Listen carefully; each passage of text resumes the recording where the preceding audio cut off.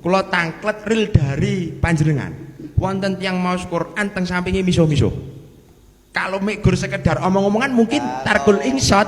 Misu-misu nggak usah di samping orang yang baca Quran. Lah nggih, mboten lek niku nggih lek niku pun hukumnya memang benar sudah sampun ada, tapi ketika disandingkan dengan orang yang baca Quran lah niku pripun? Kalau makanya kalau kami temukan dalam bahasanya kitab-kitab itu yang sampai makruh itu kalau memang ya tidak ada unsur ada mutasyrif dalam artian ya masih lumrah-lumrah saja. Makanya seperti ada orang baca Quran lalu sampingnya ada orang menari. Ini apakah hanya sebatas qiraatul adab atau langsung kita haramkan? Temannya lagi baca Quran, satunya latihan menari.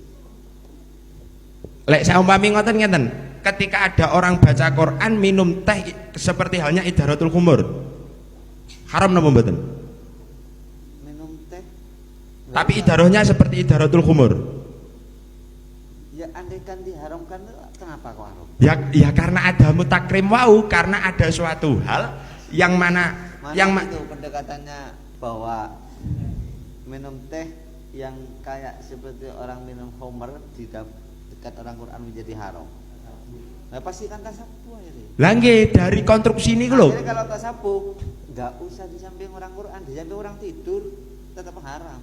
Nah dari konstruksi ini mau kita ambil atau bahasanya teman kami tadi ada yang kilatul adab rumusannya sampai makruh, ada yang bahasa ada mutasrif yang maknanya itu ihana. Solusi gini wae supaya lebih enak kita panjang kan sama-sama belum ada ibarat penguat lagi ya. Tapi ya istimal. Bagaimana aku melakukan tindakan nyawer? Tindakan tersebut merupakan tindakan qillatul adab bahkan sampai bisa menjadi haram gitu saja karena ada kesan tasabuh dan tidak pada psikologi. Nah itu mungkin lebih cuman ngeten kita paparkan bahwa ini tindakan kurang adab dan bisa menjadi haram, ada unsur tasabuh dan tidak. Itu saya kira lebih bukan apa, saya takut kalau haramnya ini kan tasabuh kan jelas dan rolangnya juga jelas, pendekatannya jelas. Kalau ini tindakan langsung dianggap tindakan ihanah pada Al-Quran, itu saya takut. Oke, itu maksudnya ya, makanya kita tidak berani. berarti ihana selesai Pak ya. Menurut Bapak ini bukan ihana, Qillatul adab, hanya qillatul adab. Haramnya sisi tasabuh. bisa Pakai ibarat bisa menjadi haram jika tasabuh atau menyakiti. Oke. Oke. Uji kelanjutan dari ihana selesai. Sekarang kita selesaikan masalah tasabuh. Haramnya sisi tasabuh. Tetap nggak terima. Oh nggak apa-apa, mau nerima juga nggak apa-apa, apalagi kalau Nggih. Pakai ibarat Fatawi Kubro tadi ya, yang idharatul khomri itu haram min khaisu idharatul khumur yang tasabuh bil fusak. Betul.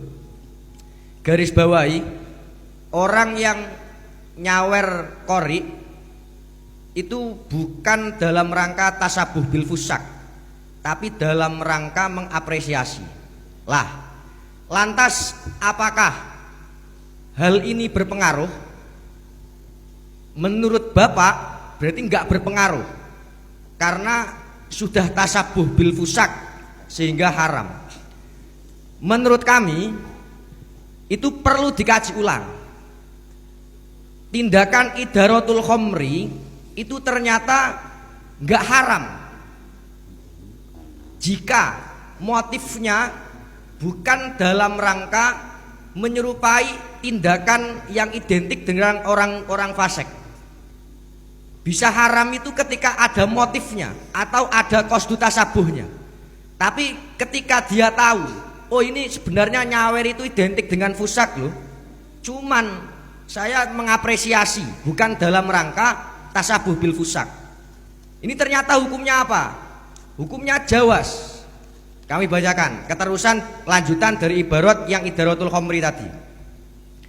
Su'ila an jama'atin syarabu mubahan wa adaruhu bainahum ka idharatil khomri walam yaksidu atasabwa bisyaribiha fahal yahrumu dzalik amla fa'ajaba bi annahu la yahrumu surbum iyahu alal hayatil madkurah wa inna ma yahrumu idza qasadu bihi atasabbuha bisyarabatil khamri fa kharaja bihadza amroni. Pertama, orang yang enggak tahu, ihdahuma alla ya'rifu anna hadzal hayata syurbil khamri, sanihima ayarifuha tapi walam yaksidu bisurbim al madkur asabiyah al atasbiyah al madkur wa maklumun anna qasdahum la yu'lamu illa minhum.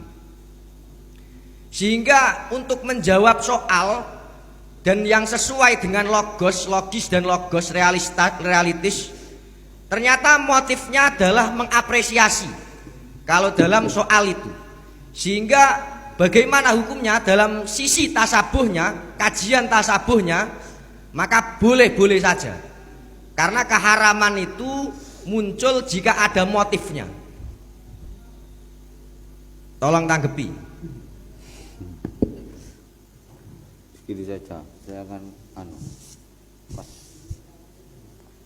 Memang dalam kajian tasabuh itu ada yang ittifaqian, ada yang aneh-aneh itu tafsirannya. Jadi kita nggak mau terlalu jauh masalah tasawuf sudah kostu atau ittifaqian atau tidak. Kita membahasakan ibarat saja pakai bahasa diplomatis supaya kita nggak terlalu fokus ke pembahasan tasawuf. Ini apakah nyawer, bagaimana hukumnya nyawer shikori? Tindakan ini termasuk qillatul adab dan bisa haram jika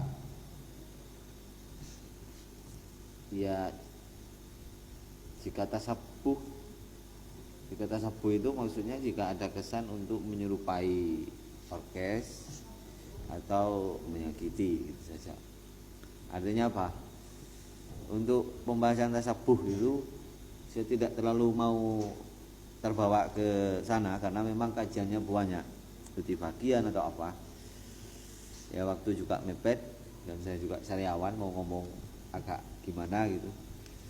Jadi supaya diplomatis, nggak terlalu lama-lama, qillatul adab dan bisa jadi haram jika ada unsur tasabuh. Ada unsur tasabuh itu maksudnya memang yang menyerupai seperti yang di orkes-orkes itu. Kita pakai logika waras untuk kalau mau mengapresiasi yang boyo pakai sawer segala, nanti kalau selesai salam template. Jadi nyawer itu memang gaya yang nampak di video itu memang model seperti orang nyawer-nyawer itu.